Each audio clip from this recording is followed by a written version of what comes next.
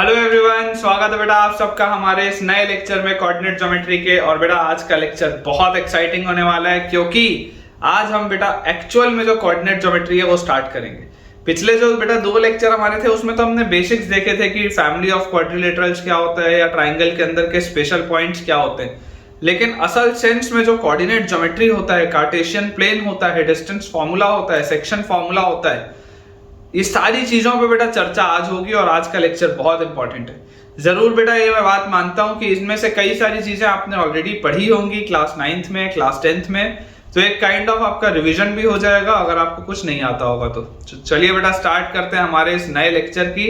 लेकिन आज का लेक्चर शुरू करने के पहले आप में से जितने भी स्टूडेंट्स ऐसे हैं जिन्होंने अब तक हमारा टेलीग्राम का चैनल सब्सक्राइब नहीं किया है, ज्वाइन नहीं किया है, तो बेटा सबसे पहले आप हमारे टेलीग्राम के चैनल को ज्वाइन करिए।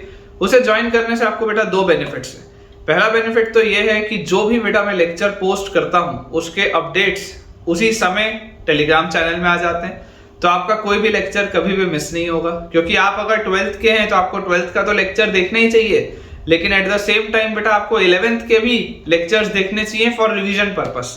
तो अगर आप नहीं देखते हैं तो बेटा उन्हें देखना स्टार्ट करिए। और जो हमारा बेटा सेकेंड बेनिफिट है वो ये है कि आपको मैं यहाँ पर जरूर बहुत सारे क्वेश्चंस की प्रैक्टिस कराता हूँ, लेकिन और ज्यादा क्वेश्चंस की हम प्रैक्टिस कैसे कर सकते हैं वो हम बच्चों कर सकते हैं with a lot of practice questions या प्रैक्टिस शीट जो मैं आपको शेयर करता हूँ आपके टेलीग्राम चैनल में। तो ये आपको दो बेनिफिट मिलेंगे अगर आप हमारे टेलीग्राम चैनल को ज्वाइन करते हैं, और उसका ज्वाइनिंग लिंक आपको नीचे डिस्क्रिप्शन बॉक्स में दिख रहा होगा, तो जल्द से जल्द ज्वाइन करें। चलिए स्टार्ट करते हैं बेटा आज का लेक्चर। और जब तक मैं आज का टॉपिक लिखता हूँ आप सबसे पहले वीडियो को लाइक कर दीजिए।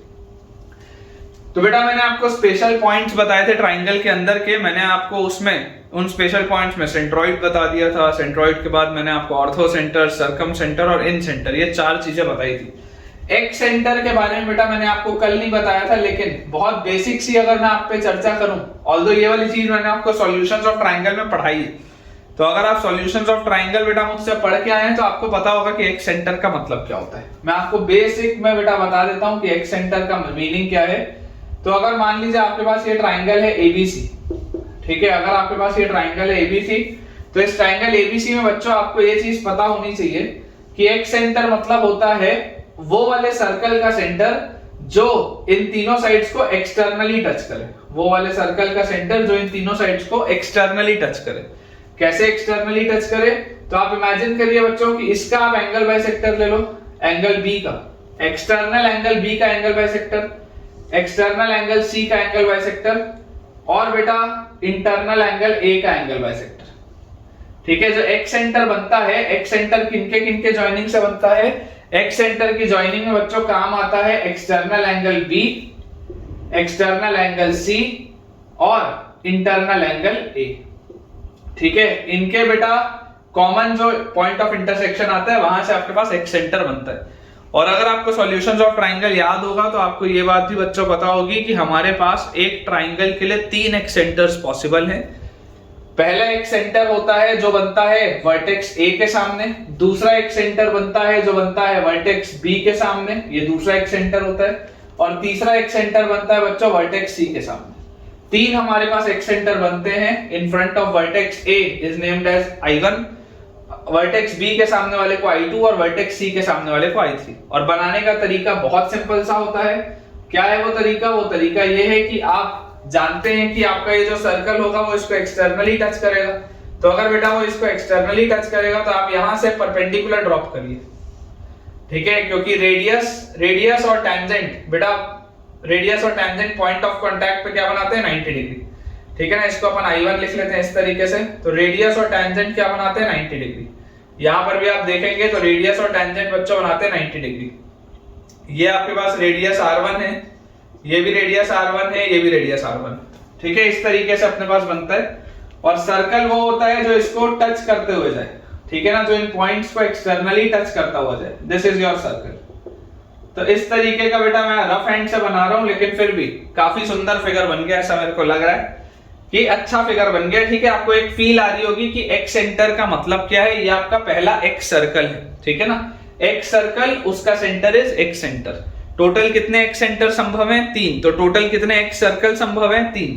एक बनेगा वर्टेक्स ए के सामने इस तरीके से। उसी तरीके से बेटा अगर आप वर्टेक्स बी के सामने वाले को बनाते, ठीक है, इसको अपन अगर इस तरीके से एक्सटेंड कर देते तो वर्टेक्स बी के सामने वाला कुछ अंदाजे से बच्चों ऐसा बनता। ये वर्टेक्स बी के सामने वाला कुछ ऐसा बनता, ठीक है। इसका I2 जो आ जाता है एक सेंटर, वो यहाँ पे कहीं पे आ जाता। और वैसे ही वर्टेक्स सी के सामने वाला बेटा आपके पास सर्कल बन जाता है इस तरीके से। वर्टेक्स सी के सामने वाला जो बनता है इस तरीके से, ये तो इस तरीके से बेटा आपके पास 3 सर्कल बनते हैं। मैं आपको बेसिक बस समझा रहा हूं। इसका रेडियस R1 है, इसका रेडियस R2 आता, इसका रेडियस R3 आता। इनके क्या क्या फॉर्मूले होते हैं वो मैंने आपको ऑलरेडी बताया। आपने अगर सॉल्यूशंस ऑफ ट्राइंगल थोड़ा सा भी आपको बेटा याद है, माइंड में है, तो याद करिए। R होता था डेल्टा बाय एस, R1 होता था delta by S minus A, R2 होता था delta by S minus B और R3 होता था delta by S minus C. वैसे R होता था s into S minus A tan a by 2, s into S minus B tan b by 2 और s into S minus C tan c by 2। और ये बेटा होता है s tan a by 2, s tan b by 2, s tan c बेटा। ये सारी चीजें बेटा आपने देखी हुई हैं, बहुत आसान है, ठीक है ना। इनके जो रिजल्ट्स होते हैं वो मैंने आपको ऑलरेडी बताए हुए हैं। एक सेंटर के बारे में आपको फिलहाल के लिए सिर्फ इतना ही नॉलेज हो तो चलेगा, उससे ज्यादा की बेटा आपको जरूरत फिलहाल आपको नहीं। चलिए, तो ये बेटा अपन ने बात कर ली एक सेंटर की। तो जो 5 स्पेशल पॉइंट्स होते हैं ट्राइंगल के वो अपने कंप्लीट हो चुके हैं। अब अपन चलते हैं कार्टेशियन सिस्टम में, जो हमने क्लास 9th में ही पढ़ा था, और फिर क्लास 10th में हमने जो पढ़ा डिस्टेंस फार्मूला, सेक्शन फार्मूला, ये वाला सारा पोर्शन जल्दी से देखते हैं। टॉपिक है बेटा अपना Cartesian coordinate system. Cartesian coordinate system, coordinate system, ठीक है। अब कार्टेशियन कोऑर्डिनेट सिस्टम की बच्चों अगर हम बात करें, कार्टेशियन कोऑर्डिनेट सिस्टम की बच्चों अगर हम बात करें, तो आपको देखो मैं बेसिक्स बता देता हूं कि जो जो आपने चीजें पढ़ी हैं क्विकली एक बार रिवाइज कर लेते हैं। देखो क्लास 9th में बेटा हमने क्या क्या पढ़ा था। क्लास 9th में जो चीज आपको होनी चाहिए थी पता, अगले 5 मिनट में आपको बहुत जल्दी से बता देता हूं। आपको पता है कि एक जो ये प्लेन है, ये जो पूरा प्लेन है, इस पूरे प्लेन को कहा जाता है कार्टेशियन प्लेन। इस पूरे प्लेन को हम कहते हैं कार्टेशियन प्लेन। इस कार्टेशियन प्लेन के ऊपर बेटा ये एक्सिस मौजूद होती है, ठीक है। हमारे पास 2 एक्सिस होती है। हॉरिजॉन्टल एक्सिस को हम एक्स एक्सिस बोलते हैं, वर्टिकल एक्सिस को हम वाई एक्सिस बोलते हैं। और हमें पता है कि ये दोनों एक्सिस आपस में परपेंडिकुलर होती है, ठीक है। ये जो बेटा 2 एक्सिस होती है, एक्स एक्सिस और वाई एक्सिस, ये इस पूरे प्लेन को, पूरे कार्टेशियन प्लेन को 4 हिस्सों में डिवाइड करती हैं। ये आपका पहला हिस्सा है, ये सेकेंड पार्ट है, ये आपका थर्ड पार्ट है और ये फोर्थ पार्ट है। And these 4 parts are known as quadrants. These 4 parts are known as quadrants. इन्हें हम कहते हैं quadrants, ठीक है। ये जो 4 हिस्से हैं। और उसके अलावा बेटा इनका जो मीटिंग पॉइंट होता है, मीटिंग पॉइंट जो होता है बेटा एक्सिस का, that is called origin. That is called origin, जिसके कोऑर्डिनेट्स होते हैं 0,0। ये सारी बातें आपको पता है। इमेजिन करिए बेटा मेरे पास कोई एक पॉइंट है, लेट अस से x, y, ठीक है। लेट अस से बेटा मेरे पास कोई एक पॉइंट है x, y। अच्छा, एक चीज भी अगेन बताने की जरूरत तो नहीं है, लेकिन बता देता हूं कि ये पॉजिटिव साइड है, ये पॉजिटिव साइड है, ये नेगेटिव साइड है, ये नेगेटिव साइड है। मतलब पहले क्वाड्रेंट में अगर कोई कोऑर्डिनेट है तो उसका x और y दोनों पॉजिटिव होगा। दूसरे क्वाड्रेंट में अगर कोई कोऑर्डिनेट है तो उसका x नेगेटिव होगा लेकिन y पॉजिटिव होगा। तीसरे वाले में x नेगेटिव होगा, y भी नेगेटिव होगा। चौथे वाले में x पॉजिटिव होगा, y नेगेटिव होगा। ये बात अपने को पता है। अगर बेटा मैं कोई पॉइंट बोलता हूं, लेट अस से मेरे पास कोई एक पॉइंट है फर्स्ट क्वाड्रेंट में जिसके कोऑर्डिनेट्स हैं x, y, तो इसका मतलब क्या है? इसका मतलब ये है कि अगर मैं P से 2 परपेंडिकुलर्स ड्रॉप करूं, अगर मैं P से 2 परपेंडिकुलर्स ड्रॉप करूं, लेट अस से PM एंड PN, ठीक है बच्चों। अगर मैं P से 2 आपके लिए परपेंडिकुलर्स ड्रॉप करूं, लेट अस से PM एंड PN, तो x कोऑर्डिनेट मतलब ये इतना जो हिस्सा है O से लेकर N तक, इतना हिस्सा x है, तो ये भी क्या होगा? x होगा। मतलब कि PM की वैल्यू x आएगी, विच is your x coordinate. PM की वैल्यू क्या आएगी? PM की वैल्यू अपने पास आएगी x, PM की वैल्यू अपने पास आएगी x, which is your x coordinate, ठीक है। और x कोऑर्डिनेट को बेटा हम और क्या बोलते हैं? It is also known as abscissa. x coordinate is also known as abscissa. और इसी को हम और क्या बोलते हैं? बेसिकली ये x क्या है? It is the distance of point P from y axis. ये जो एब्सिसा है विच इज योर x कोऑर्डिनेट, ये x कोऑर्डिनेट होता क्या है? x कोऑर्डिनेट होता है इस पॉइंट P की दूरी कहां से? y एक्सिस से। तो it is the distance of the point, it is the distance of the point P, distance of the point P from x axis, sorry from y axis. ये जो है ये इसका दूरी है कहां से, वाई एक्सिस से। बहुत क्लियर सी बात। सेम गोज विथ अगर बेटा मैं बात करूं Pn की, तो Pn जो होगा that will be equal to OM, और OM कितना है, y, तो this will be equal to y which is your y coordinate. और y कोऑर्डिनेट को बच्चों हम और क्या बोलते हैं, y coordinate is also known as ordinate. ठीक है क्या, y coordinate is also known as ordinate. और ये y कोऑर्डिनेट बेसिकली है क्या, y coordinate is the distance of the point P from x axis. ये क्या है, this is the distance of the point P from x axis. लिख भी लेते हैं यहां पे, distance of the point P from x axis. ठीक है क्या, तो बेटा क्लास 9th में तो यार हमने यही पढ़ा है। अगर आप क्लास 9th की बात करें अपने इसके कोऑर्डिनेट ज्योमेट्री की, तो क्लास 9th इतनी ही थी कि ये बेटा बेसिक्स थे अपने को जो पता होनी चाहिए थे पॉइंट्स। और इसके अलावा हमको एक चीज ये भी पता होती है इन जनरल, अगर मान लीजिए किसी बच्चे को ना भी पता हो तो मैं आपको बता देता हूं। अगर हमारे पास बेटा कोई पॉइंट x एक्सिस के ऊपर लाई करता है, अगर बच्चों मेरे पास कोई भी पॉइंट x एक्सिस के ऊपर लाई करता है, तो इसका मतलब ये है कि इसका y कोऑर्डिनेट 0 होगा। तो ऐसे पॉइंट्स को मैं जब मानूंगा तो मैं मानूंगा a,0। अगर कोई पॉइंट x एक्सिस के ऊपर लाई करता है तो उसका y कोऑर्डिनेट 0 होगा, और ऐसे पॉइंट को मैं मानूंगा a,0। और अगर मान लीजिए मेरे पास कोई पॉइंट है जो y एक्सिस के ऊपर लाई करता है, तो उसके कोऑर्डिनेट्स में x कोऑर्डिनेट 0 होगा, और अगर x कोऑर्डिनेट 0 होगा तो उसके y कोऑर्डिनेट को मैं मानूंगा 0,b।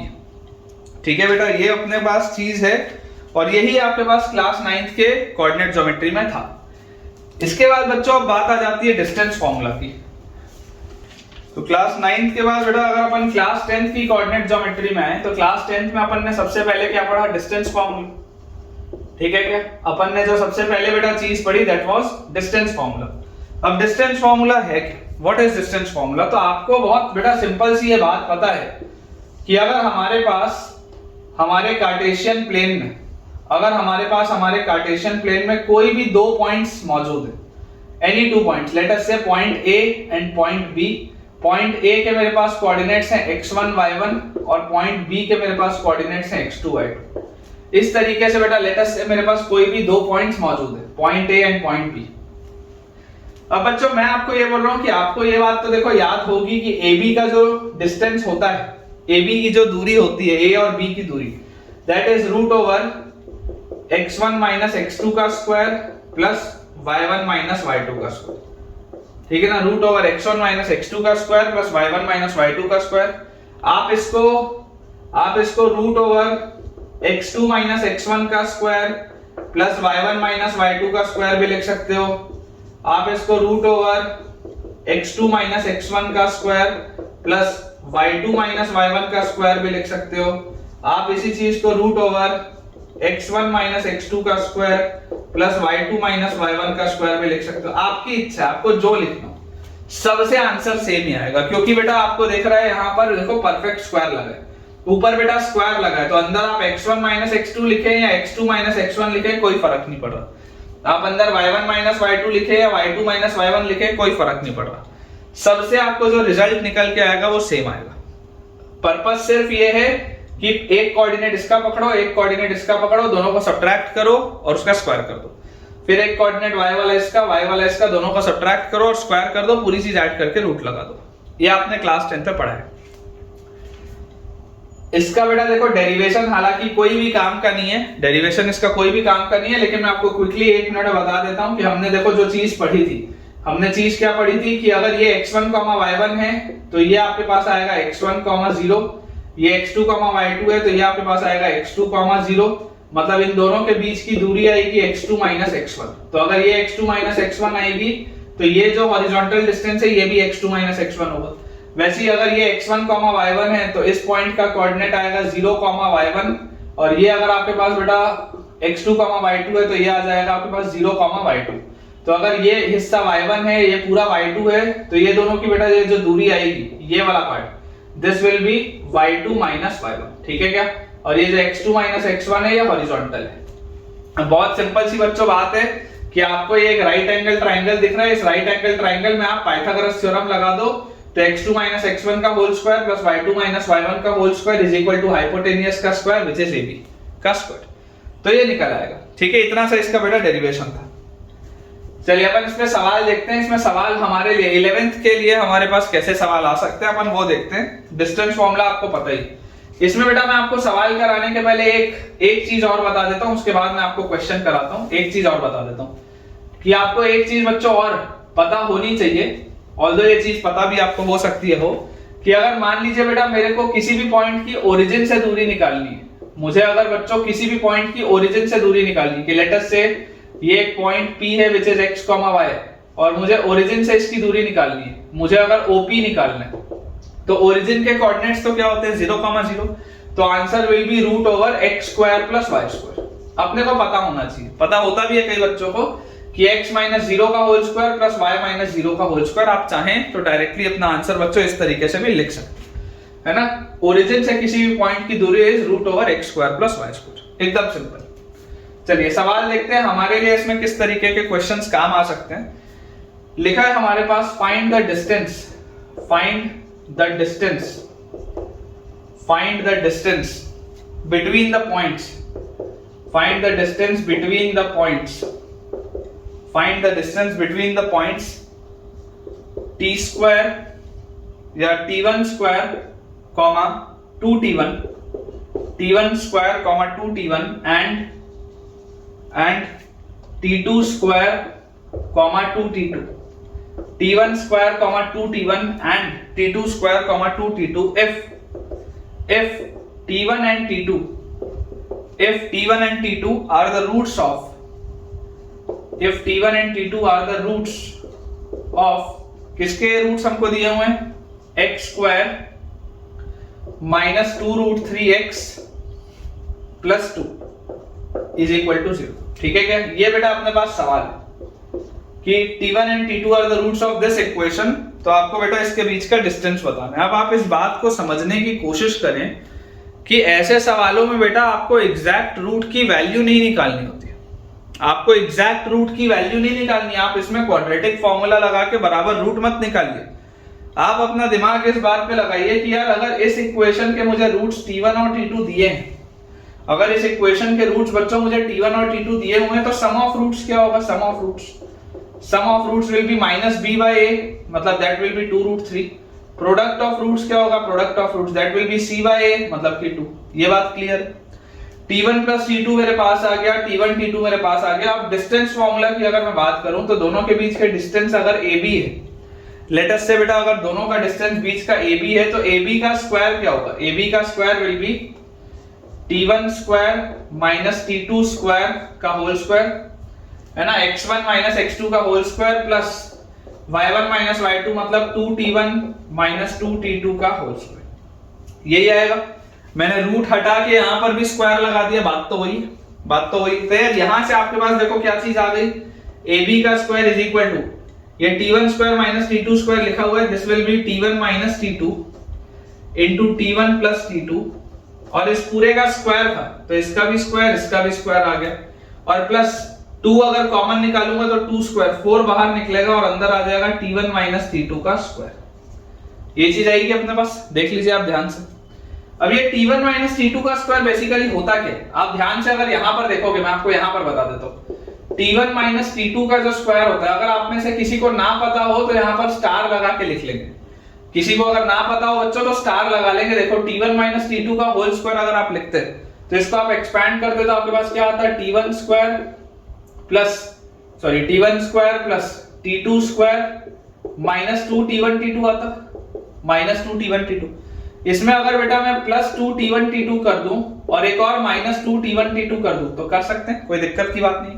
तो यहां से मेरे पास देखो t1 माइनस t2 का होल स्क्वायर आ जाएगा बेटा। ये वाले हिस्से को अगर आप पकड़ोगे तो this will B t1 square plus t2 square plus 2 t1 t2, तो this will B t1 plus t2 का whole square minus 4 t1 t2। ये इंपॉर्टेंट है, ठीक है ना, ये इंपॉर्टेंट है बेटा, ये आपको चीज समझ में आनी चाहिए। जैसे अगर मान लीजिए आपके पास आ गया a minus b whole square या x minus y whole square, तो x minus y whole square क्या होता है? x plus y whole square minus 4xy, x plus y whole square minus 4xy। मैं चाहता तो डायरेक्टली भी लिख सकता था, आप में से हो सकता है कुछ बच्चों को पता भी हो, लेकिन डिफरेंस का स्क्वायर सम के स्क्वायर में आप कन्वर्ट कर सकते हैं। तो यहां से बच्चों देखो आपके पास इसकी वैल्यू क्या आ जाएगी? T1 प्लस T2 आपके पास है 2√3, 2√3 का स्क्वायर करोगे तो 4 इंटू 3 12 माइनस T1 T2 है 2 तो 4 इंटू 2 ये 8 है, तो इसकी वैल्यू आ गई आपके पास 4। 12 माइनस 8 आपके पास इसके स्क्वायर की वैल्यू कितनी आ गई 4 आ गई क्या? T1 माइनस T2 के स्क्वायर की वैल्यू आपके पास आ गई 4। यहां पर देखेंगे, यहां पर बेटा देखेंगे, देखिए आपके पास लिखा हुआ है T1 माइनस T2 का स्क्वायर, तो T1 माइनस T2 का स्क्वायर मतलब 4 इंटू T1 प्लस T2 का स्क्वायर, तो T1 प्लस T2 इज 2√3, 2√3 का स्क्वायर 4 इंटू 3 इज 12 और plus 4 into T1 minus T2 का स्क्वायर, T1 माइनस T2 का स्क्वायर इज 4। फाइनल आंसर बोलो कितना आ रहा है? 12 इंटू 4 48 और 4 इंटू 4 16, 48 और 6 54 और ये 64 आ रहा है बेटा। अब ये डिस्टेंस का स्क्वायर है, AB का स्क्वायर 64 है, आपसे पूछा जा रहा है find the distance between the points, तो इनका डिस्टेंस क्या आएगा? Answer will B 8। आंसर हमारे पास 8 आएगा क्योंकि इसके स्क्वायर की वैल्यू बेटा 64 के बराबर है, मतलब जो आपका फाइनल आंसर होगा दैट विल बी 8।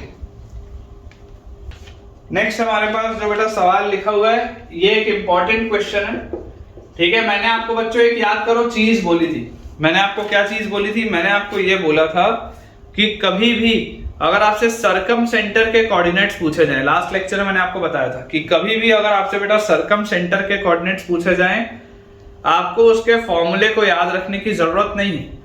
जरूर मैं अगले लेक्चर में या उसके अगले लेक्चर में उसके फॉर्मूले को डिराइव करूंगा, आपके लिए डेरिवेशन में करूंगा, लेकिन मैं आपको साफ शब्दों में बोल रहा हूं कि उसका उपयोग मैं कभी नहीं करूंगा। ना मैं ऑर्थो सेंटर का कभी रिजल्ट यूज करूंगा, ना ही मैं कभी सर्कम सेंटर का रिजल्ट यूज करूंगा। ये दोनों के रिजल्ट्स मैं यूज नहीं करूंगा क्योंकि ये दोनों के रिजल्ट्स खराब होते हैं। सवाल देखो अपने पास लिखा है, if a circle passes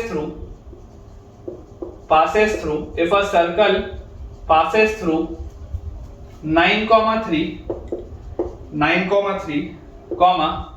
7, -1 and 1,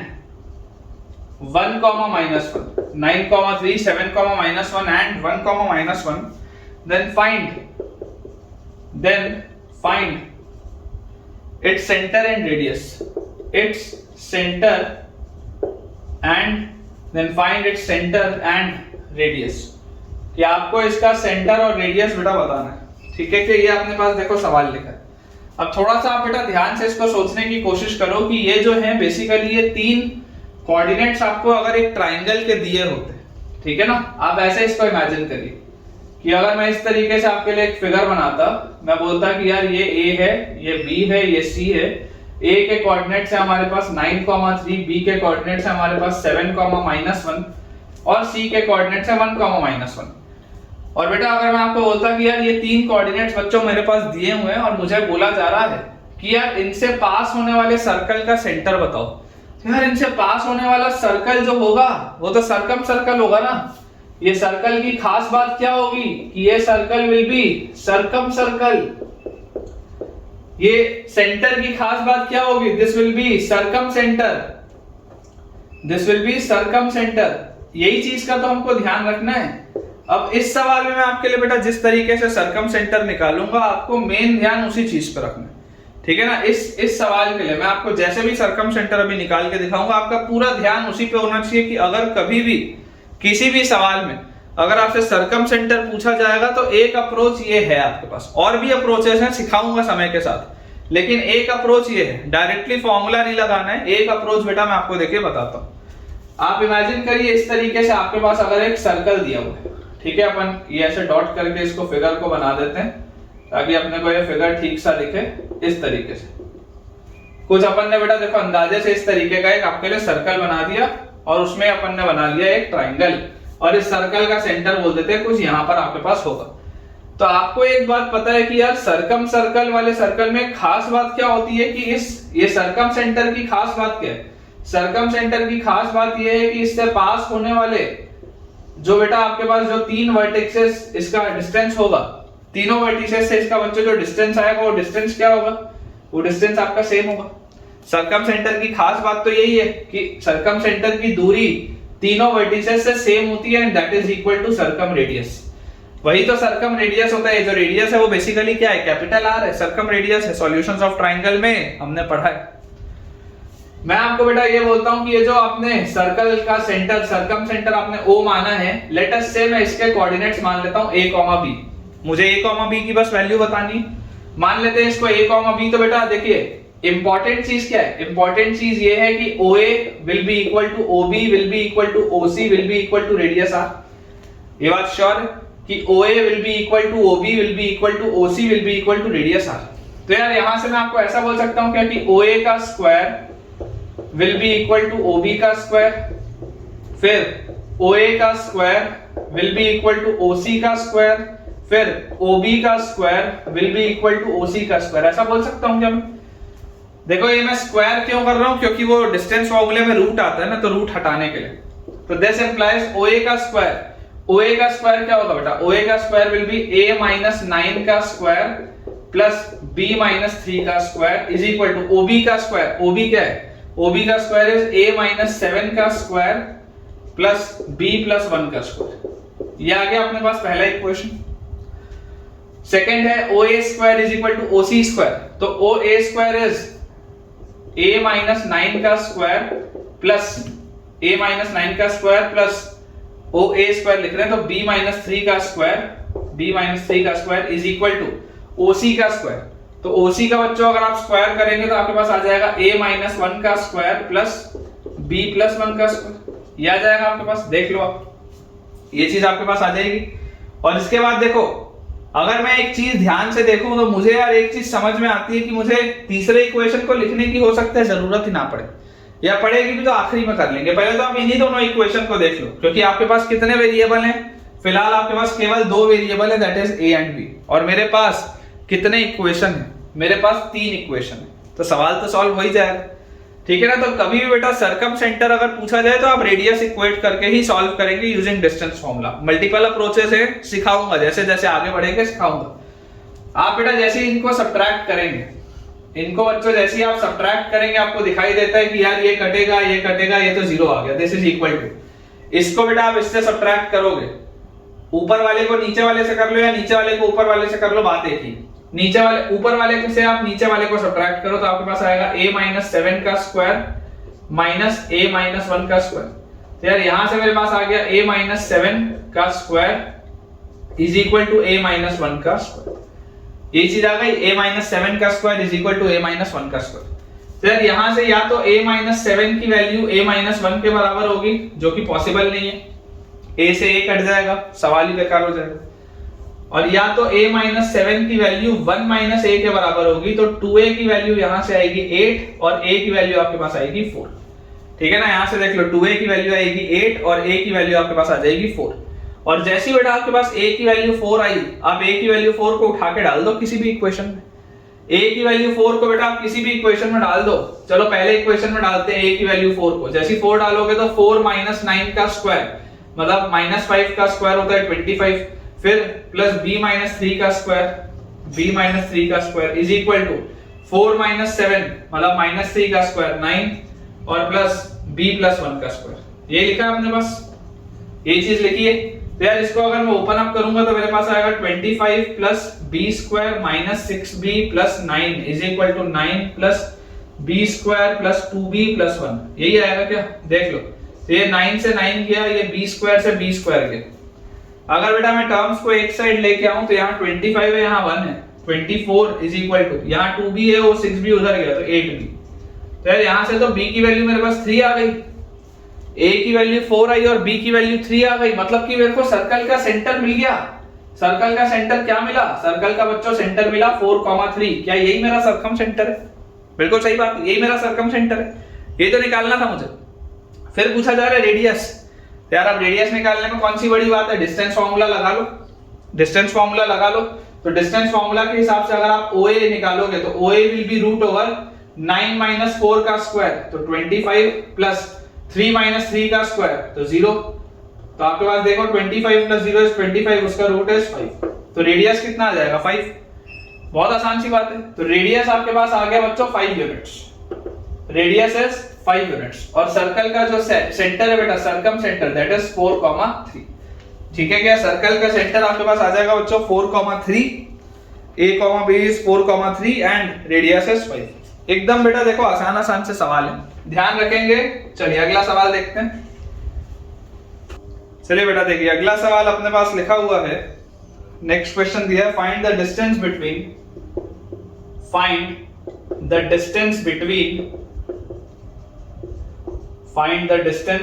between orthocentre and circumcentre. Distance between orthocentre and सर्कमसेंटर।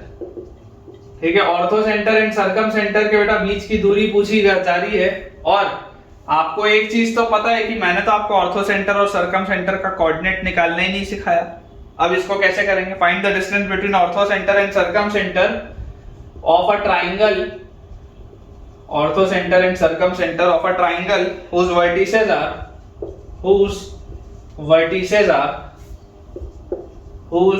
vertices are इसके बच्चों अपने को वर्टिसेस दिए हुए हैं P 3,0, Q 0,0 एंड R तीसरा अपने पास वर्टेक्स है 3/2, -3√3/2। ये अपने को बेटा दिया हुआ।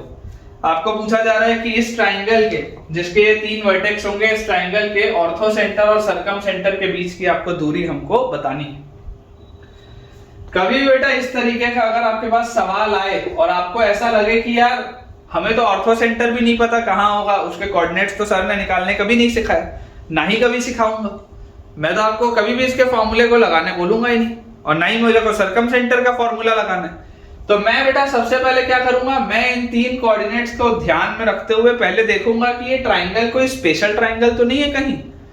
मेरा प्रयास इस बात पे होगा कि यार ये ट्राइंगल कोई स्पेशल ट्राइंगल तो नहीं है। स्पेशल ट्राइंगल बोलने का मतलब आपके पास P, Q और R तीनों के कोऑर्डिनेट्स पता है।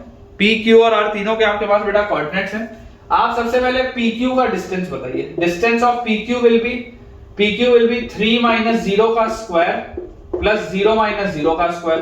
हालांकि देख के भी देखो दिखाई दे रहा है दोनों का डिस्टेंस 3 आएगा, तो ये अपन ने लिख लिया कि PQ की वैल्यू तो 3 आ रही है, बिल्कुल सही। इसके बाद PR की वैल्यू कितनी आ रही है? PR, तो PR की बेटा डिस्टेंस आपको निकालना पड़ेगा, तो दैट विल बी 3 - 3/2 का स्क्वायर प्लस 0 -3√3/2, तो 0 + 3√3/2 का स्क्वायर। ये चीज आ जाएगी अपने पास। यार यहां से देखो मेरे पास क्या आ गया, √3 - 3/2 इज 3/2, 3/2 का स्क्वायर इज 9/4 और प्लस 3√3/2 का यहां पे आप करेंगे तो 9 × 3, तो 9 × 3 इज 27, ठीक है ना। 9 × 3 इज 27/4, तो 27 और 9 बच्चों आ जाएगा 36, 36/4 इज 9, 9 का ये इज 3। ये भी 3 आ रहा है, PR भी 3 आ रहा है, PQ भी 3 आ रहा है। मतलब इतना देख के आइसोसेलेस जैसी तो फीलिंग आ रही है। देखो दो साइड तो बराबर है। मैं बोलता हूं QR भी निकाल के देख लो कि QR कितना आ रहा है, तो QR विल बी √3/2 - 0 का स्क्वायर, तो 3/2 - 0 का स्क्वायर प्लस -3√3/2 - 0, तो -3√3/2 - 0 का स्क्वायर, ये आएगा। यार ये कितना आ रहा है, तो दिस इज √9/4 प्लस 3 का स्क्वायर इज 9 × 3, 27/4। यार ये भी उतना ही आ रहा है, ये भी देखो 3 के बराबर आ रहा है। इसका मतलब इस ट्रायंगल की खास बात क्या है? इस ट्रायंगल की खास बात है कि this triangle PQR is equilateral triangle. ये इसकी खास बात है बच्चों, that this triangle is equilateral triangle. और मैंने आपको लास्ट लेक्चर में याद करो बेटा, नोट पॉइंट में मैंने आपको लिखाया था कि इक्विलैटरल ट्रायंगल सुनते ही मेरे दिमाग में क्या चीज आ जानी चाहिए कि यार इसका तो orthocentre, centroid, circumcentre, incentre, everything is coincident. ये तो सारे के सारे पॉइंट्स एक ही जगह लाए करते हैं, एक ही पॉइंट होते हैं। तो अगर सारे के सारे बेटा पॉइंट्स एक ही जगह लाए करते हैं तो therefore distance between orthocentre and circumcentre is 0। Distance between orthocentre and circumcentre is 0। Orthocentre और सर्कमसेंटर के बीच की बच्चों आपके पास दूरी कितनी आ जाएगी? 0 आएगी, ठीक है ना। ट्रायंगल आपके पास इक्विलैटरल है, इसलिए इन दोनों के बीच की जो दूरी आएगी that will B 0। I hope बेटा आपको ये चीज अच्छे से क्लियर हुई होगी। अगला बेटा अपने पास क्वेश्चन लिखा हुआ है, द वर्टिसेस ऑफ अ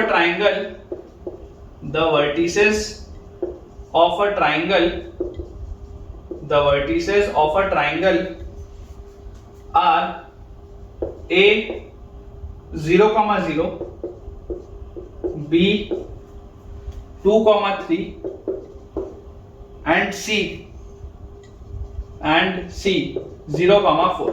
ये बच्चों इसके वर्टिसेस हैं। आपसे बोला जा रहा है फाइंड साइन, आपसे बोला जा रहा है फाइंड साइन ए। ठीक है, क्या आपको साइन ए का बेटा क्या करना है, साइन ए का आपको वैल्यू बताना है। अब देखिए थोड़ा सा बेटा अगर आप ध्यान से सोचेंगे तो यार एक बार के लिए आप डिस्टेंस तो लगा सकते हैं डिस्टेंस फॉर्मूला से, और डिस्टेंस आप निकाल भी सकते हैं, लेकिन अगर ये राइट एंगल ट्राइंगल नहीं हुआ तो आपके लिए साइन ए निकालना बहुत मुश्किल है। समझ पा रहे हो? देखो अपन ऐसा करते हैं, पहले डिस्टेंस निकालते हैं। डिस्टेंस आप AB का निकाल के देखो। AB का डिस्टेंस आपके पास क्या आ जाएगा, AB का distance will be root over 2 - 0 का स्क्वायर प्लस 3 - 0 का स्क्वायर। तो यहां से आपके पास आ जाएगा रूट ओवर 4 प्लस 9, तो this is root 13।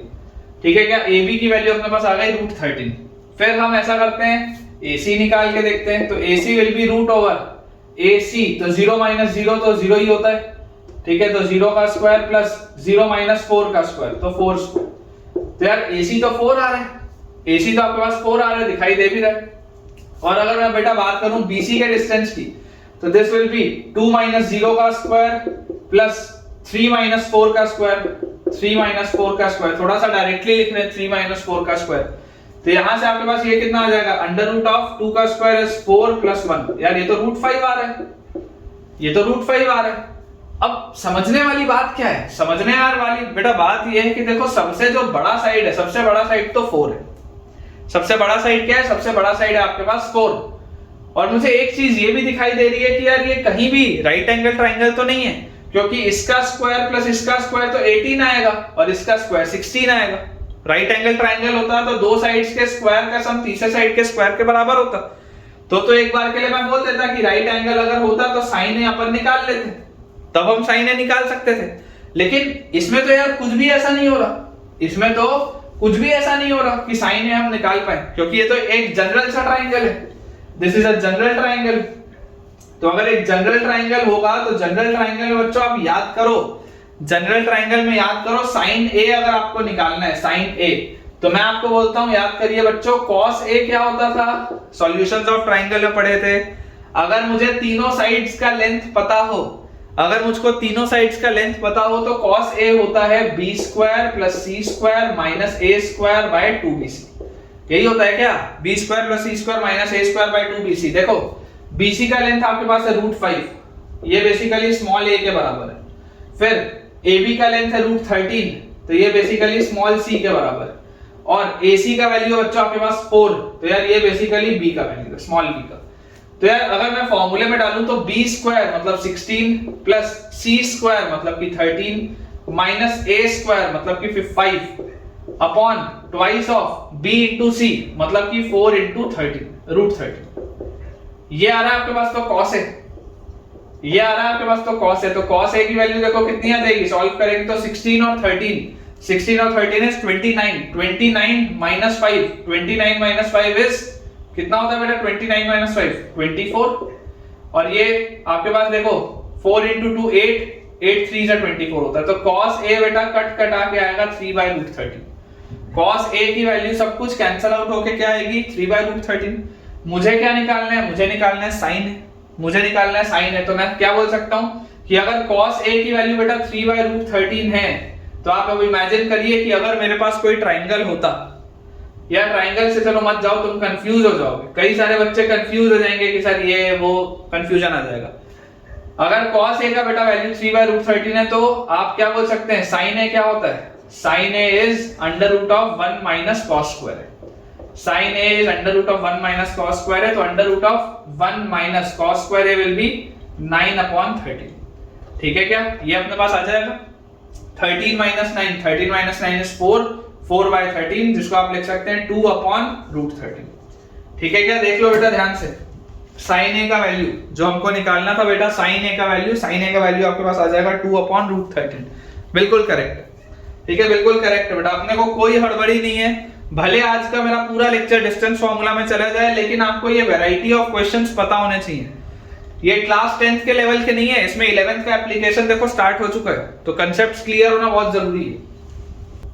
Next question बेटा अपने पास दिया है कि if a 0,-1, if a 0,-1, b 6,7, b 6,7, c -2,3, c -2,3 and d lambda,3 and d lambda,3 forms a rectangle,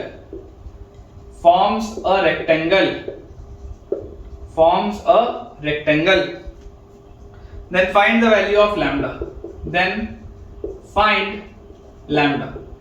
अब बेटा देखो इस सवाल की खास बात क्या है, इस सवाल की खास बात है जो एक कॉमन मिस्टेक है। इसमें एक कॉमन मिस्टेक क्या मैं आपको समझा देता हूं। कॉमन मिस्टेक बच्चों ये है कि आपको ऐसा लगता है कि ये ABCD ऑर्डर में होंगे। कॉमन मिस्टेक ये है कि आपको ऐसा लगता है कि ये जो ABCD होंगे ये ABCD ऑर्डर में होंगे। ये कॉमन मिस्टेक है। Common mistake is to assume ABCD in order कि A के बाद ही B होगा, B के बाद ही C होगा, C के बाद ही D होगा। ये कॉमन मिस्टेक है। तो जनरली इस सवाल में बच्चे क्या कर देते हैं, जनरली बेटा इस सवाल में बच्चे बोल देते हैं कि सर अगर ये रेक्टेंगल है तो पैरेललोग्राम भी होगा, अगर रेक्टेंगल है तो पैरेललोग्राम भी होगा। और सर पैरेललोग्राम की तो डायगोनल्स बाइसेक्ट होती है, पैरेललोग्राम्स की तो डायगोनल क्या होती है, बाइसेक्ट होती है। इसका मतलब AC का मिड पॉइंट और BD का मिड पॉइंट सेम होगा। इसका मतलब तो यही है कि AC का मिड पॉइंट और BD का मिड पॉइंट सेम होगा। तो जरा सोच के देखो, AC का mid point AC should be equal to mid point BD। यही है common mistake, mid point AC should be equal to mid point BD। तो AC का मिड पॉइंट क्या आएगा, 0-2/2 कॉमा AC तो -1 + 3/2।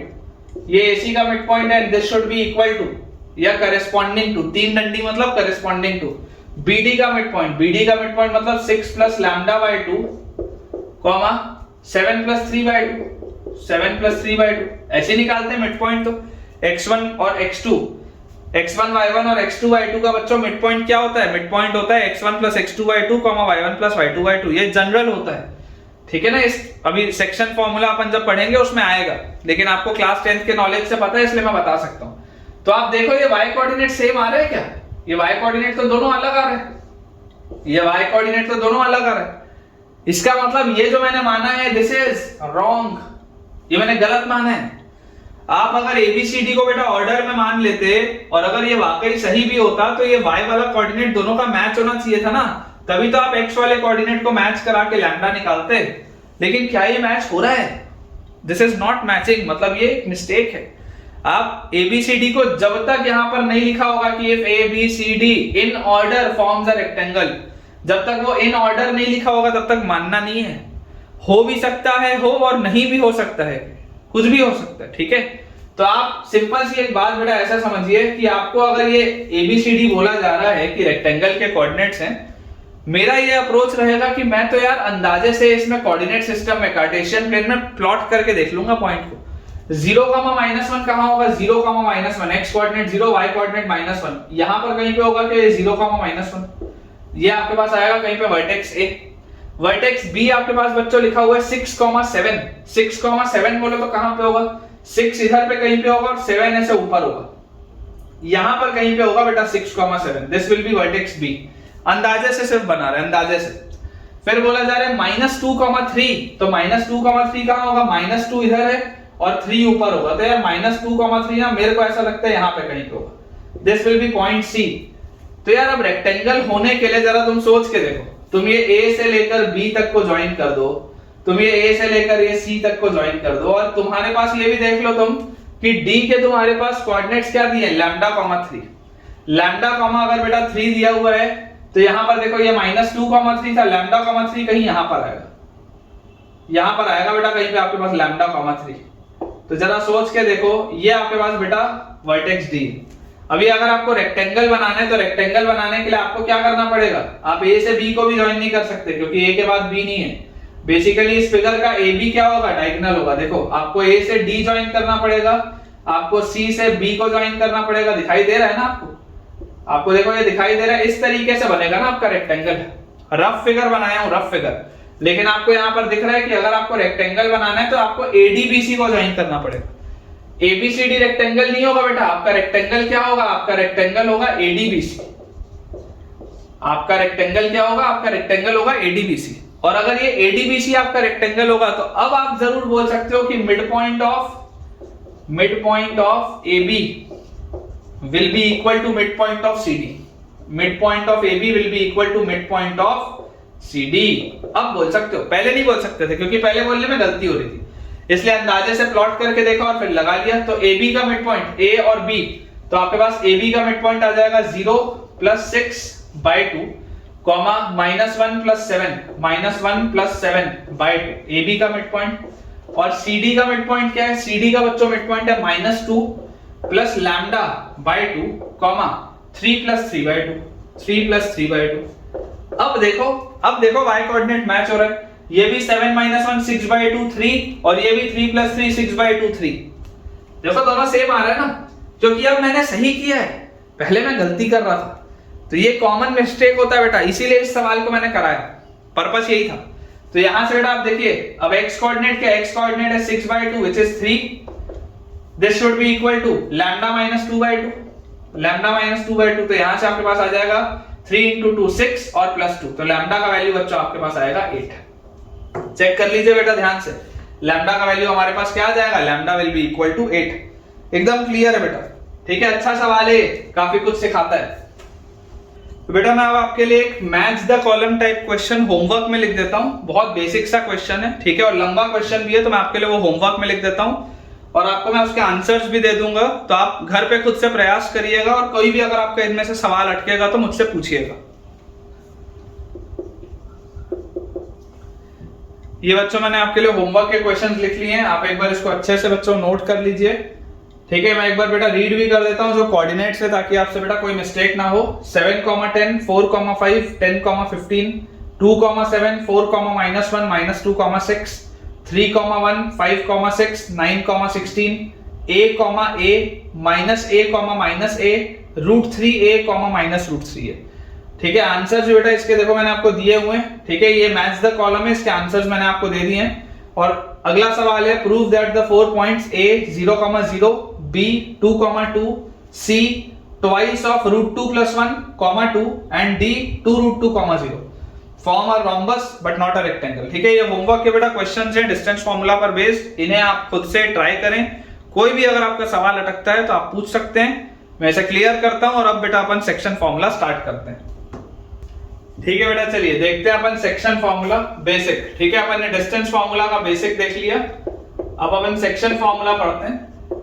सेक्शन फॉर्मूला में बेटा अपन ने इंटरनल डिवीजन जो होता है सेक्शन फॉर्मूला का, वो हमने बेटा क्लास 10th में पढ़ा था, ठीक है ना। इंटरनल डिवीजन पढ़ा था, और एक्सटर्नल डिवीजन जो बेटा मैंने आपको कल के लेक्चर में बताया था कि हम सेक्शन फॉर्मूला का एक्सटर्नल डिवीजन आज पढ़ेंगे, जिससे कि आपका वो वाला कंसेप्ट क्लियर होगा। याद करिए, जो एक्सटर्नल एंगल बाइसेक्टर था उसमें मैंने आपको नोट पॉइंट लिखाया था कि वो एक्सटर्नली डिवाइड करता है ऑपोजिट साइड को in the ratio of the sides containing the angle, ठीक है ना। C/B का बेटा रेशियो होता था external division, internal angle bisector internally divide करता था C/B में, बताया था मैंने आपको। तो सेक्शन फॉर्मूला में बच्चों अपने पास देखो, डेरिवेशन पे मैं नहीं जाऊंगा क्योंकि सिमिलैरिटी ऑफ ट्रायंगल से इसका डेरिवेशन होता है, बहुत आसान सा डेरिवेशन है। जो कंसेप्ट है वो ये है कि अगर एक पॉइंट A है, एक पॉइंट B है, और मान लेते हैं इनके बीच में एक पॉइंट है P, ठीक है, और आपको दिया गया है कि पॉइंट A के कोऑर्डिनेट्स हैं x1 y1, पॉइंट B के आपके पास कोऑर्डिनेट्स हैं x2 y2, और आपको बोला जा रहा है कि एक पॉइंट है Px, y such that P divides A and B internally in the ratio m1:m2। आपको बोला जा रहा है P is a point such that P divides AB internally in the ratio m1:m2। अगर बच्चों आपके पास ये चीज दी हुई है तो आपको याद होगा कि P के जो कोऑर्डिनेट्स आते थे, P के कोऑर्डिनेट्स अपने पास आ जाते थे बेटा m1 x2 + m2 x1 upon m1 + m2। ये x कोऑर्डिनेट आता था और y कोऑर्डिनेट अपने पास आता था m1 y2 plus m2 y1 upon m1 plus m2। ठीक है क्या, याद करिए ये चीज आती थी बेटा अपने पास, x कोऑर्डिनेट और y कोऑर्डिनेट। ये जो x और y है इसकी मैंने वैल्यूज आपके लिए लिख दी है, ये आप ऑलरेडी क्लास 10 में पढ़ के आए। ठीक है ना, डिस्टेंस फार्मूला तो आपने पूरा ही पढ़ा था, जो उसमें अच्छे सवाल हो सकते थे वो मैंने आपको भी करा दिए और होमवर्क के लिए भी कुछ दे दिए। ये वाली चीज आपने क्लास 10 में पढ़ी थी, और जो आपने नहीं पढ़ा था, जो आपने बेटा नहीं पढ़ा था, मैं आपको बता दूं, जब मैं 10th में था, मैं 10th में था साल 2009 में, अभी चल रहा है साल 2022। ठीक है, तो साल 2009 में बेटा जब मैं 10th में था तो हमारी एनसीईआरटी बुक में एक्सटर्नल डिवीजन होता था, ऐसा मुझे याद आता है कि हमने अपने स्कूल टाइम में एक्सटर्नल डिवीजन एनसीईआरटी में पढ़ा है। लेकिन विद टाइम क्या हुआ बेटा, एनसीईआरटी रिफाइन होते गई है, बहुत सारा बेटा उसमें से काम का कंटेंट हट गया। तो अगर हम एक्सटर्नल डिवीजन की बात करें तो एक्सटर्नल डिवीजन में हमें सिर्फ और सिर्फ एक चीज याद रखनी है।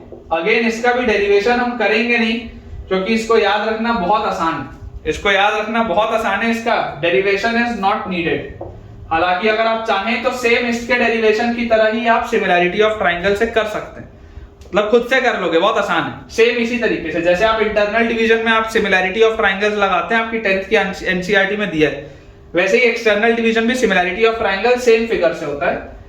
तो derivation is not needed, derivation is not needed. फिर भी अगर किसी की बहुत उत्सुकता होगी तो मुझसे कमेंट में मांग लेना, दे दूंगा मैं। तो डेरिवेशन इज नॉट नीडेड। अब एक्सटर्नल डिवीजन का मतलब क्या होता है? एक्सटर्नल डिवीजन का बच्चों मतलब ये होता है कि आपके पास इमेजिन करिए दो पॉइंट्स है ए और बी।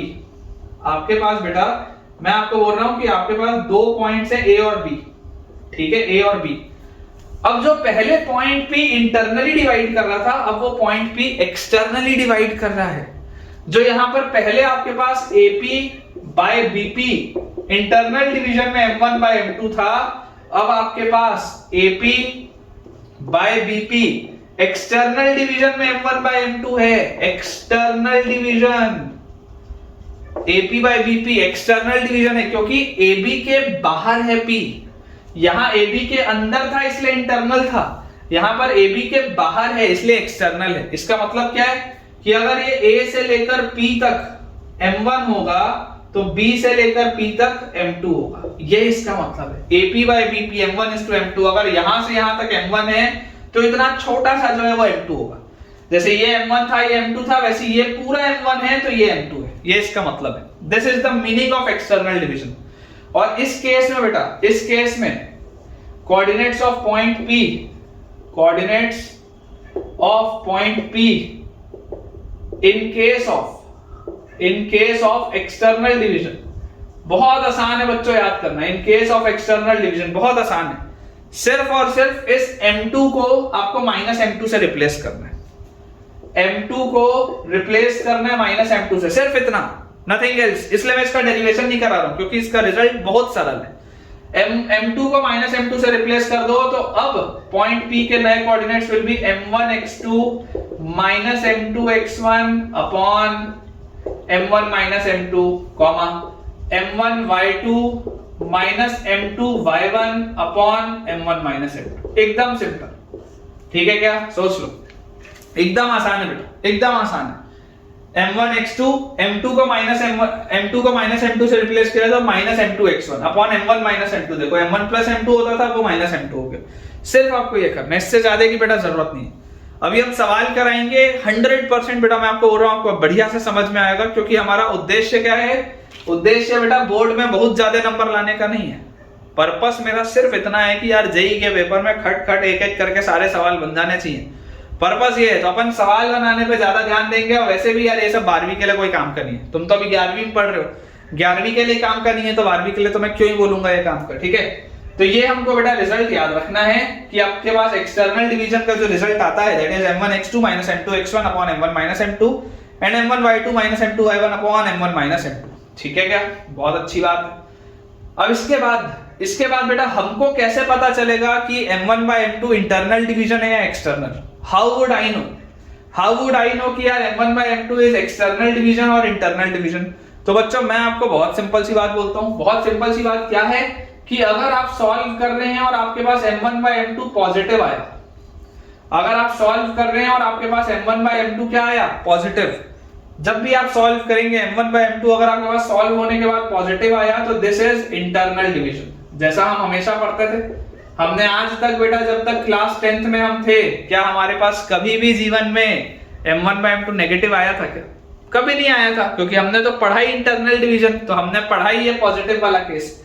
तो अगर आपके पास m1 by m2 पॉजिटिव आ रहा है then it means the division is internal. लेकिन अगर गलती से कभी मैंने सॉल्व किया और m1 by m2 मेरे पास नेगेटिव आ गया, गलती से बेटा मैंने कभी सॉल्व किया और m1 by m2 मेरे पास नेगेटिव आ गया, then this implies the division is external. अभी सवाल करेंगे, सब कुछ समझ में आएगा, बस लिखते चलो बेटा। जो काम का है वो मैं आपको लिखा दे रहा हूं, आप उसे सिर्फ नोट कर लीजिए, घबराने की बिल्कुल बात नहीं है, सब कुछ समझ में आएगा, गारंटी है मेरी, गारंटी है, ठीक है। और इसमें बेटा एक स्पेशल केस और होता है, special case of mid point, special case of mid point, जो मैंने थोड़ी देर पहले वो रेक्टेंगल वाले सवाल में यूज भी किया था। Special case of mid point क्या होता है कि अगर P इसका मिड पॉइंट होता, अगर बेटा P मिड पॉइंट होता तो आपके पास चीज क्या आ जाती, P मिड पॉइंट होते ही m1 और m2 बराबर आ जाते, P मिड पॉइंट होते ही m1 by m2 बराबर आ जाते, या आप बोल सकते हो और m1 by m2 की वैल्यू आ जाती 1, ठीक है ना। m1 by m2 की वैल्यू बच्चा आपके पास आ जाती 1, P के मिड पॉइंट होते ही m1 by m2 की वैल्यू आ जाती 1। तो यहां से आपके पास बच्चों जो रिजल्ट बनता वो बनता x1 plus x2 by 2, y1 plus y2 by 2। यही मैंने आपको बताया थोड़ी देर पहले, अपन ने बेटा ये चीज करी भी, ठीक है। तो सेक्शन फॉर्मूले में मैंने आपको इसका स्पेशल केस बता दिया, बेसिक सेक्शन फॉर्मूला जो 10th में हमने पढ़ा था वो क्या है ये मैंने आपको बता दिया, एक्सटर्नल डिवीजन का मतलब क्या होता है ये भी मैंने आपको बता दिया, और एक्सटर्नल डिवीजन का रिजल्ट हमको किस तरीके से यूज करना है ये भी बता दिया। ये भी मैंने आपको चीज समझा दी कि जब m1 by m2 हमारे पास पॉजिटिव होगा तब वो केस इंटरनल डिवीजन का होगा, और जिस वक्त m1 by m2 मेरे पास नेगेटिव आएगा वो वाला केस मेरे पास एक्सटर्नल डिवीजन का होगा, ठीक है। आई होप बेटा ये सारी चीजें आपको बहुत अच्छे से क्लियर होंगी। चलिए क्वेश्चन देखते हैं बेटा, अपन सवाल अपने पास लिखा है, find the coordinates of, find the coordinates of the point P, find the coordinates of the point P which divides the line joining, which divides the line joining, coordinates of point P which divides the line joining a0,4 and b2,0, a0,4 and b2,0 internally and externally in the ratio 3:2, in the ratio 3:2। आपके पास बेटा बोला जा रहा है कि एक ऐसे coordinate के पॉइंट्स आप बताइए जो बेटा ए और बी को पहले इंटरनली डिवाइड करे और फिर एक्सटर्नली डिवाइड करे, ठीक है ना। आपको ऐसे पॉइंट्स के कोऑर्डिनेट बताने हैं जब वो इंटरनली डिवाइड करता है 3:2 के रेशियो में तो उसके क्या कोऑर्डिनेट होते हैं, और अगर बेटा वो एक्सटर्नली डिवाइड करता है 3:2 में तो उसके क्या कोऑर्डिनेट्स होते हैं, आपको ये चीज बतानी है। देखिए आपके पास बेटा क्या बोला जा रहा है, ये आपको यहां पर दिया हुआ है कि पॉइंट ए के कोऑर्डिनेट है 0,4 और पॉइंट बी के कोऑर्डिनेट है 2,0, और बेटा मुझे बोला जा रहा है that point P divides it internally in the ratio 3:2। सबसे पहले मैं बोल रहा हूं इंटरनल डिवीजन, सबसे पहले मैं आपको क्या बोल रहा हूं इंटरनल डिवीजन। यहां पर m1 by m2 की वैल्यू क्या है, m1 by m2 की वैल्यू है 3/2, m1 by m2 की वैल्यू बच्चों मेरे पास 3/2। तो इंटरनल डिवीजन के केस में पॉइंट P के कोऑर्डिनेट्स हमारे पास क्या आ जाएंगे, पॉइंट P के coordinates will be m1 x2 मतलब 3:2 प्लस m2 x1 मतलब 2:0 अपॉन m1 प्लस m2 मतलब 5, m1 y2 मतलब 3:0 प्लस m2 y1 मतलब 2:4 अपॉन m1 प्लस m2 मतलब 5। तो यार इंटरनल डिवीजन के केस में कोऑर्डिनेट्स क्या आ रहे हैं, 3:2 6/5, 2:4 8/5। तो यार इंटरनल डिवीजन में तो मेरा आंसर 6/5, 8/5 आ जा रहा है, बिल्कुल सही, ठीक है। अब अगर बेटा मुझे बात करनी हो एक्सटर्नल डिवीजन की, जिसमें बच्चों को थोड़ा सा शुरू में कंफ्यूजन होता है, एक समय के बाद तो आसान लगेगा, लेकिन शुरू शुरू में कंफ्यूजन होता है। तो रिजल्ट क्या होता है? रिजल्ट याद रखिए बेटा, रिजल्ट होता है m1x2 माइनस m2x1। रिजल्ट होता है पॉइंट P जो आएगा यहां पर, उसका रिजल्ट आ जाएगा m1x2। तो m1x2 will be 3 into 2 m1x2 minus m2x1। तो m2x1 आपके पास आ जाएगा 2 into 0 upon m1 minus m2। तो m1 minus m2 will be 3 minus 2 is 1 comma m1y2 तो 3 into 0 माइनस m2y1 मतलब 2 into 4 upon m1 minus m2 मतलब 3 minus 2 is 1। तो यार यहां से पॉइंट P के कोऑर्डिनेट क्या आ गए? 3 into 2 6 by 1 is 6 और यहां पे आ जाएगा -8। तो इसके बाद अपने पास बेटा देखो एक्सटर्नल डिवीजन में, in case of external division जो पॉइंट्स के बेटा कोऑर्डिनेट आएंगे वो क्या आ जाएंगे?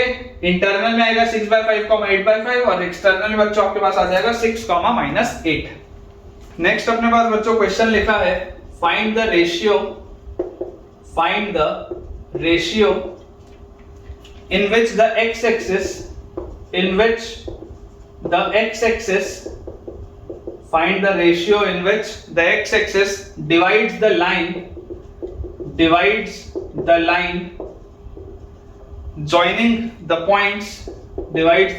joining the points किन पॉइंट्स को ज्वाइन करती हुई line? 7, -3 and 7, -3 and 5, 2. Find the ratio in which the x-axis divides the line joining the point 7, -3 and 5, 2. अब बच्चों समझने की देखो आप कोशिश करो। आपको बोला जा रहा है कि आपको वो रेशियो बताना है in which the x-axis divides the line joining the points। Imagine करिए अगर ये बेटा आपके पास कार्टेशियन प्लेन होता, 7, -3 कहां पर होता? 7, -3 तो 7 आगे और -3 नीचे, यहां पर कहीं पे आपके पास आता 7, -3 अंदाजे से और 5, 2 तो 5, 2 मतलब यहां पर कहीं पे होता बेटा आपके पास 5, 2 रफली आप बोल सकते हो 5, 2 यहां पर होता। तो आपको बोला जा रहा है कि इन दोनों पॉइंट्स को ज्वाइन करती हुई अगर ये मेरे पास एक लाइन है 7, -3 और 5, 2 को बच्चों अगर ज्वाइन करती हुई मेरे पास एक लाइन है, तो इस लाइन को x एक्सिस किस रेशियो में डिवाइड करेगी? इस लाइन को x एक्सिस किस रेशियो में डिवाइड करेगी? आप मान लीजिए ये a है, ये b है, तो आपको ये तो दिखाई दे रहा है कि इंटरनल डिवीजन होगा। अगर ये m1 होगा तो ये m2 होगा। याद करिए बेटा जो आप रिजल्ट लिखते हैं, ठीक है, इसमें भी एक मिस्टेक होता है बच्चों से, थोड़ा ध्यान देंगे। ये a है, ये b है, ये p है, तो आप a के करीब m1 मानते हैं, और b के करीब आप m2 मानते हैं, है ना? आपको किसका रेशियो बताना है? 7, -3 और 5, 2। आपको 5, 2 और 7, -3 नहीं बताना, आंसर उल्टा हो जाएगा। कैसे उल्टा हो जाएगा? मान लो किसी का आंसर 2/3 आ जाएगा, फिर किसी का 3/2 आ जाएगा। गलतियां हो सकती हैं, इसलिए अपने को ये ध्यान रखने की पूछा क्या जा रहा है, यहां से रेशियो पूछा जा रहा है 7, -3 एंड 5, 2। तो आप इसको m1 मानोगे और उसको m2 मानोगे, ठीक है ना? इसको गलती से m1 मत मान लेना, नहीं तो आंसर रेसिप्रोकल आएगा, गलत हो जाएगा। ध्यान रखना बेटा, छोटी छोटी सी बातें ये सब टीचर्स बताते नहीं है, ऐसे ही आगे निकल जाते हैं और बच्चा यही सब में गलतियां करता है पेपर में। बिल्कुल इसमें गलती नहीं होनी चाहिए। जिस पॉइंट से रेशियो पूछा जा रहा है उसको m1 मानेंगे, बाद वाले को m2 मानेंगे। और आपको एक चीज और पता है कि x एक्सिस पे लाई करने वाला कोई भी पॉइंट मैं a, 0 की तरह से मानता हूं, बताया मैंने आपको। तो आप बेटा यहां से जरा सोच के देखो, पॉइंट a के कोऑर्डिनेट्स आपके पास क्या आएंगे? a क्या होगा? a will be m1 x2 मतलब 5 m1 into 5 m1 x2 plus m2 x1, तो प्लस m2 x1, तो m2 into x1 is 7 upon m1 plus m2 upon m1 plus m2, ये आ जाएगा आपके पास a का वैल्यू। और 0 किसके बराबर होगा बेटा? 0 किसके बराबर होगा? m1y2 प्लस m2y1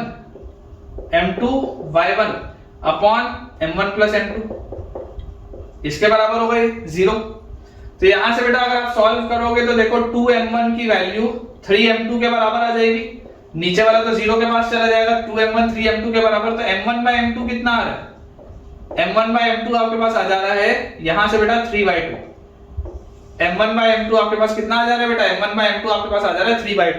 अभी देखो आपसे ये पॉइंट A के कोऑर्डिनेट्स पूछा नहीं है, लेकिन अगर आप चाहो तो निकाल सकते हो। आपसे पूछा सिर्फ ये जा रहा था कि फाइंड द रेशियो, आपने रेशियो निकाल लिया कि m1/m2 कितना आ रहा है, 3/2 आ रहा है। लेकिन अगर बेटा आपसे इस पॉइंट ए के कोऑर्डिनेट्स भी पूछा होता तो आप वो भी निकाल सकते थे। यहां से देखो आप क्या बोलते, आप ये बोलते कि इस पूरे को आप m2 से डिवाइड कर दो।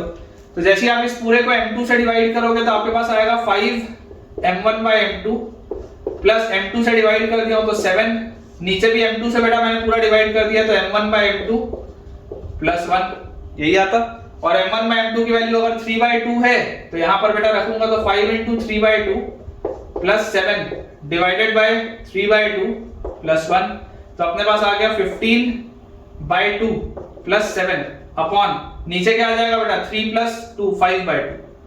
और यहां पर भी अगर आप चाहें तो 7 को आप लिख सकते हैं 14/2, 2 का बेटा ये फैक्टर कटा तो आपके पास आ रहा है 29/5। ठीक है क्या, मतलब कि इसका कोऑर्डिनेट क्या आ जाएगा, इसका कोऑर्डिनेट आपके पास आ जाएगा 29/5, 0। कौन से रेशियो में डिवाइड कर रहे हैं तो 3:2 में। आसान सा है, पूरी उम्मीद है बेटा मेरे को कि आपको ये अच्छे से समझ में आया होगा। चलिए नेक्स्ट बेटा अपन क्वेश्चन देखते हैं। लिखा है find the ratio in which the point 2, y in which the point 2, y find the ratio in which the point 2, y divides the line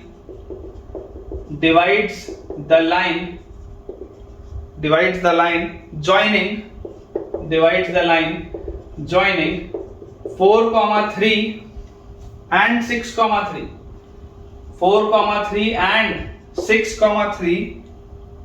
ठीक है। ये है also find y,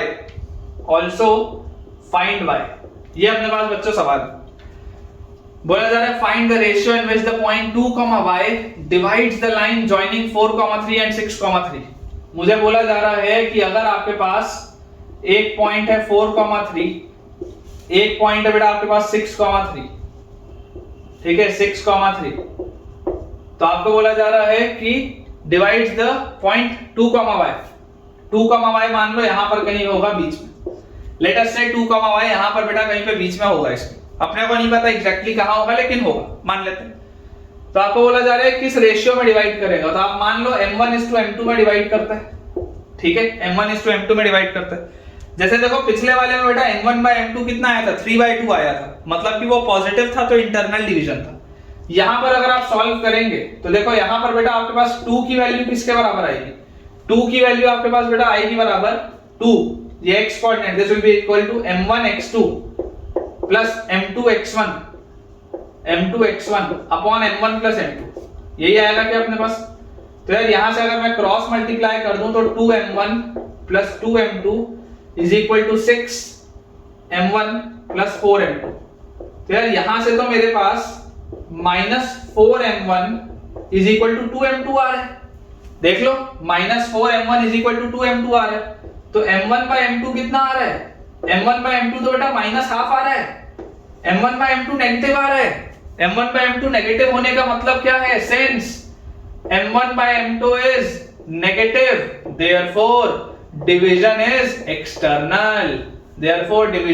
एक्सटर्नल, और एक्सटर्नल डिवीजन भी अगर हो रहा है तो एक्सटर्नली किस रेशियो में डिवाइड कर रहा है, हाफ में। एक्सटर्नली 1/2 के रेशियो में डिवाइड कर रहा है, बात आ रही है समझ में। This is dividing it externally in the ratio 1/2, और एक्सटर्नल डिवीजन इसलिए माइनस साइन लगा। क्लियर है ना। उसके बाद लिखा हुआ बेटा आल्सो फाइंड y, तो y क्या होगा, देखो y क्या होना चाहिए, m1/2, y will be equal to m1/2, तो m1/2 अगर आप बोलेंगे तो दिस विल बी m1 × 3। ठीक है, अब देखो आपने एक चीज समझनी पड़ेगी बेटा, आपको एक चीज समझनी पड़ेगी कि आपने इस फिगर में इस पॉइंट को तो इंटरनली माना है ना, तभी तो आंसर नेगेटिव आया। आंसर नेगेटिव क्यों आया, क्योंकि आपने अपने पॉइंट को इंटरनल माना था। अगर आप अपने पॉइंट को एक्सटर्नल मानते तो आंसर पॉजिटिव आता, लेकिन हमको तो नहीं पता रहता कि आंसर क्या आने वाला है, इसलिए हम हमेशा as a thumb rule point कहां लेते हैं, इंटरनल लेते हैं। समझो बात को, ध्यान से समझो। आपने बेटा इंटरनल माना था, नेगेटिव आ रहा है तो आप बोल रहे हो कि बाहर लाई कर रहा होगा। अगर आपने बाहर ही माना होता तो आंसर पॉजिटिव आता, उस केस में आंसर आपके पास पॉजिटिव आता। लेकिन बेटा अगर मैंने इसको इंटरनल माना था तो इंटरनल के केस में ये नेगेटिव आंसर आया, तो मैं आपको ये सजेस्ट करूंगा बहुत अच्छे से कि आप अगर इंटरनल मानते हुए ही बेटा इसके आगे का फॉर्मूला लिखें। तो y की वैल्यू क्या आ जाएगी, y will be equal to m1y2 plus m2y1। अगर मुझे ये मैंने सॉल्व नहीं किया होता, एक सेकंड के लिए सोच लो कि बेटा मैंने इसके आगे सॉल्व नहीं किया होता, तो मैं 2 को ये लिखता और y को ये लिखता, ऐसी तो लिखता m1y2 plus m2y1 upon m1 plus m2, ये लिखता मैं इसको, ऐसे ही इसको अपन लिखते। तो यार यहां से अपने पास देखो y की वैल्यू क्या आ जाती, y की वैल्यू बेटा अब आप m1 by m2 को डाल सकते हो, अब आप m1 by m2 को माइनस हाफ डाल सकते हो, पहले नहीं डाल सकते थे। बहुत इंपॉर्टेंट चीज बता रहा हूं, ध्यान से सुनो, थोड़ा भी डाउट आएगा कमेंट में पूछना। इंटरनल डिवीजन में और एक्सटर्नल डिवीजन में अपने को बेटा बिल्कुल भी टेंशन लेने की बात नहीं होती। अभी मैं इसका आपको ग्राफ भी बना के दिखाऊंगा, बिल्कुल भी टेंशन लेने की बात नहीं होती है। ध्यान देने वाली बात सिर्फ ये है कि अगर मैंने इसको सॉल्व यहाँ पे नहीं किया होता, अगर मैंने इसको सॉल्व यहाँ पर नहीं किया होता, तो मैं 2 की value m1x2 plus m2x1 bye m1 plus m2 लिखता है इंटरनल के हिसाब से, और y लिखता है m1y2 plus m2y1 bye m1 plus m2 internal के हिसाब से।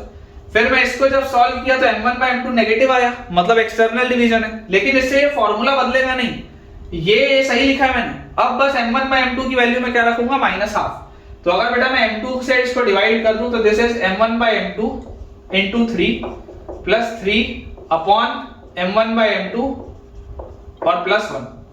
तो m1 बाय m2 की बच्चों वैल्यू है माइनस हाफ, तो this is minus 3 by 2 plus 3 upon minus half plus 1। तो ये देखो कितना आ जाएगा, 3 minus 3 by 2 is 3 by 2 upon 1 minus 1 by 2 is 1 by 2। तो यार इसका आंसर तो 3 आ रहा है, y का वैल्यू तो देख लो 3 आ रहा है, और बिल्कुल सही भी आंसर मेरे पास लिखा भी हुआ है, बिल्कुल सही आंसर है। तो इस बात को समझिए, आपने ये बाद में निकाला है, आप x कोऑर्डिनेट पहले ही लिख लिया, आपने y कोऑर्डिनेट बेटा पहले ही लिख लिया, इसके बाद आपने सिर्फ जो आंसर आया उसको सब्स्टिट्यूट किया।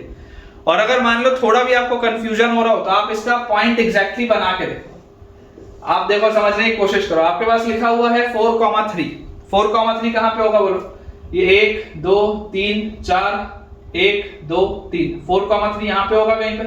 फिर लिखा हुआ है 6,3, 6,3 बोलो कहां पे होगा, 5 6, 6,3 यहां पे कहीं पे होगा।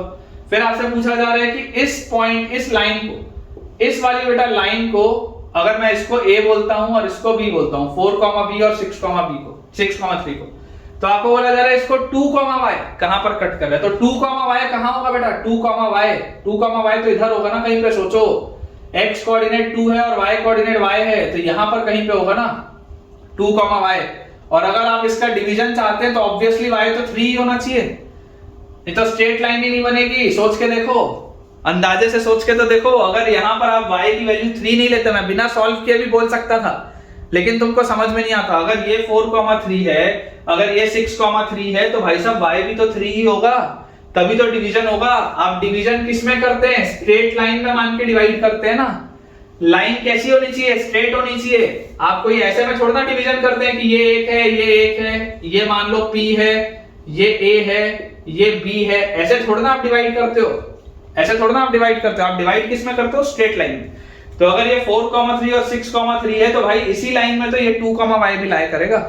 और आपको देख लो दिखाई दे रहा है कि ये पॉइंट, ये जो पॉइंट है बेटा, ये इसके बाहर लाया कर रहा है, इसलिए एक्सटर्नल डिवीजन, इसीलिए इसका एक्सटर्नल डिवीजन। और यहां से आप देख लो, अगर a से लेकर p तक है ना, ये AP by VP होता है ना, AP by VP। तो अगर ये बेटा आपके पास 1 है, तो b से लेकर p तक ये पूरा 2 होगा। हाफ आने का मतलब क्या है, देख लो a से लेकर p तक अगर 1 है, तो b से लेकर p तक 2 होगा। देख लो आप, अगर ये x कोऑर्डिनेट इसका 2 था, इसका 4 था, तो दोनों के बीच की डिस्टेंस कितना है, 2 है, और इन दोनों के बीच का डिस्टेंस 4 है। एकदम सिंपल है बेटा, थोड़ा आराम से तसल्ली से आप ध्यान से इसको घर पे देखिए, सुनिए, और कोई भी बेटा डाउट आएगा तो इसको आप मुझसे कमेंट से पूछ सकते हैं, ठीक है ना। ये आंसर बेटा बिल्कुल सही है, -1/2 आंसर आएगा विच जस्टिफाइज योर एक्सटर्नल डिवीजन, और y का वैल्यू 3 आएगा जो आपको दिखाई दे भी रहा है, फिगर से भी दिख रहा है। AB के ये बाहर लाया कर रहा है, इसलिए नेगेटिव आंसर आया था। और ये हिस्सा AP by BP बेसिकली होता है ना, ये जो आपने लिखा है वो क्या लिखा है, अगर ये आपका पॉइंट A है 4,3 और ये आपका पॉइंट B है, तो AP by BP जो होता है उसको आप मानते हैं m1/m2। AP by BP को बच्चों माना जाता है m1/m2, तो AP by BP अगर आप करेंगे तो दिस विल बी 1/2, जो कि फिगर से बेटा क्लियर भी है। तो ठीक है बेटा, विद दिस हम अपने आज के लेक्चर के एंड पे पहुंच चुके हैं, और मुझे पूरी उम्मीद है कि आपको आज का लेक्चर बहुत अच्छे से समझ में आया होगा, सारी चीजें एकदम क्रिस्टल क्लियर होंगी। तो अगर आज का लेक्चर किसी भी रूप में फायदेमंद आपके लिए रहा तो मुझे जरूर कमेंट्स में बताइएगा कि वो कौन सी चीजें थी जो आज आपने न्यू सीखी या जिससे आज आपको बेटा पढ़ने के बाद फायदा हुआ। लेक्चर पसंद आया हो तो वीडियो को लाइक करना, चैनल को सब्सक्राइब करना और दोस्तों के साथ इस वीडियो के लिंक को शेयर करना बिल्कुल भी ना भूलें। Thank you.